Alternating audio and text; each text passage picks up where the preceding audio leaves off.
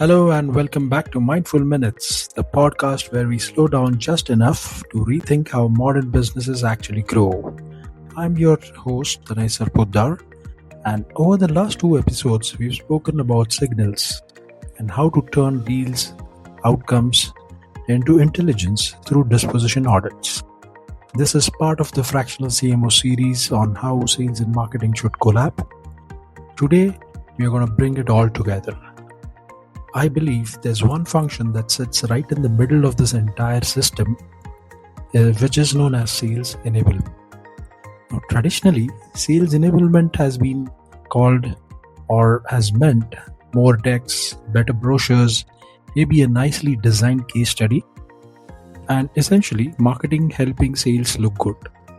But I believe 2027, that's not enough, because the real question is not how marketing supports sales, but the real question is how can marketing and sales build a system where both get smarter after every deal, and it requires a shift from enablement to intelligence exchange. That's what we're talking about. Let's begin with a polite dysfunction. Or let's start with a very familiar corporate ritual. Marketing says, we've created new content for sales. Sales says, thanks, we'll use it. And then sales doesn't use it. Marketing keeps on wondering why, and both teams remain professionally polite, maybe on Slack or any other collab platform. There's no conflict, no clarity, and therefore no progress. It's what I like to call a high functioning misalignment. Everything looks fine, nothing actually improves. So what's the real problem? The real underlying issue here is the sales enablement. What I'm talking about is one directional, probably going from marketing to sales. All the content, all the communication says, here's the content, here's the messaging, here's the positioning. But the reverse flow from sales to marketing is probably a little weak or inconsistent, or in some cases completely missing. What that entails is marketing keeps producing, sales keeps adapting, and the system keeps guessing. It's like playing a team sport where one side passes the ball and the other side just nods appreciatively and runs in a different direction. So here's the shift what I want everyone to think about, from enablement to exchange. So sales enablement is not a support function. It's a two-way intelligence contract. Marketing enables sales with context, and sales enables marketing with objections, buyer language, the real decision triggers. And when both workflows or both flows are structured, you don't just enable performance, you're probably enabling learning at a scale. And the intelligence exchange system, which is what makes it more practical. So how about we build this into a core framework? So if you're a marketing manager, this is where your role becomes incredibly powerful. If you're overlooking this marketing team, this is what you have to look out for from your marketing manager. So as a marketing manager, you don't just ask for feedback. You start by designing a system where input becomes inevitable. And let's discuss on how. How about we build layers around it? So the first layer is enablement that actually gets used. So first, fix the obvious. As in, if sales is not using your content, don't blame them. Diagnose it. Ask them, does this help them close a deal? Does this answer a real objection? Or can this be used in a live conversation?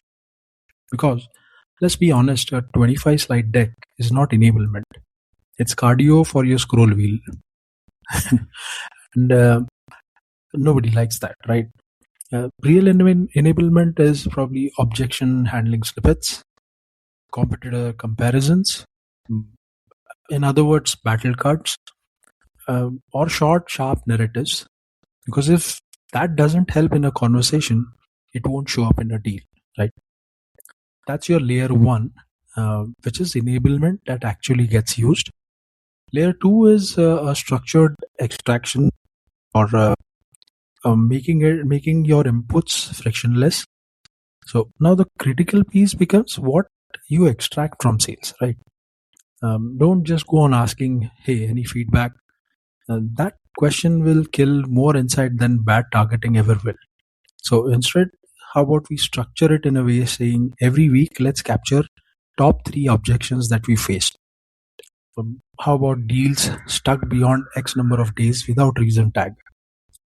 And you might even check which competitors have been mentioned, and even think about one line which says, why did this deal slow down?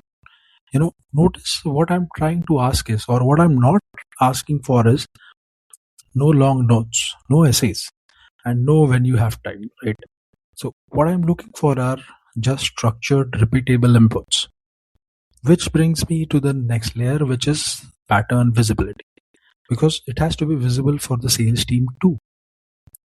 So I think where most systems quietly fail is marketing extracting insights, but does not make them visible to sales. So sales feels like, hey, I gave the input, but what happened? I think we need to fix that first. We need to create simple visibility, as in, here are the top objections for this month. Most common deal blockers, conversation rate by objection type, something like that. So now the sales will see that, hey, their input is not disappearing, it is helping shape a strategy. And suddenly participation increases. I think nothing motivates like seeing your own data come back smarter, right? So that's your layer 3. And to close the loop, activate this entirely, because that is where the magic has to happen. You take just one pattern at a time. For example, trust deficit in mid-market deals. Now, how do you act on it? We probably create a proof-led content, add case studies in that segment, and last but not the least, refine the messaging.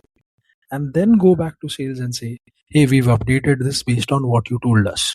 So then in that moment becomes, that's when alignment stops being theoretical. It becomes more tangible, right? The role of a marketing manager in this shift is very critical. So this entire stuff has to be your unlock. Your job is not to produce more, it is to translate this sales reality into a scalable intelligence. You're sitting on a very powerful intersection. You understand campaigns, you can interpret patterns, and you can influence messaging, which means you're not just a support function, you're a bridge between conversations and strategies. So, but overall, I believe if you don't understand the purpose of this, if you don't understand the why behind it, no matter how good a strategy or a 3-step, 5-step layered pattern has been built up, it's not going to help you understand. So first, tell it to yourself. Your job is to translate sales reality into a scalable intelligence. Like I said, and you definitely understand the patterns, campaigns. You can interpret them. You can influence messaging. So don't restrict yourself to becoming a support function. A more positive way to look at it is, I'll say something. Let's say sales and marketing. If I say sales and marketing are not misaligned, they're just incomplete without each other, right? Sales sees depth, marketing sees scale. Sales understands why deals happen. Marketing understands how often patterns repeat. Now put them together and you get a better clarity, better clear picture. Keep them separate and you get opinions, nothing other than that. And as we all know, opinions don't close deals. They do very well in internal meetings, right? So here's a simple way to think about sales enablement, maybe in 2027 to begin with, or if you already have, maybe a 2.0 version of it. Understand, it's not about giving sales better tools. It's about building a system where every conversation becomes a signal, every signal becomes a pattern, and every pattern improves your strategy. When that loop is working, sales doesn't feel unsupported and marketing doesn't feel ignored. More importantly, both feel smarter, and that's a much better place to grow from. Now, as we wrap this three-part series, let's zoom out for a moment. We started with signals, we moved into disposition intelligence, and today we try to build a bridge, an intelligence exchange system. If you can connect all three, what you really have is this: a business that doesn't just generate pipeline but learns from it more, in fact, continuously, systematically, intelligently. And in a world where everyone has access to the same tools, same platforms, same tactics, the real advantage is not what you do. It's how quickly you learn from what you do, right? This is Tanay Sarpotdar, and you've been listening to Mindful Minutes. Until next time, stay curious, stay strategic, and maybe, just maybe, next time you open your CRM, don't just update it. Interrogate it. Take care.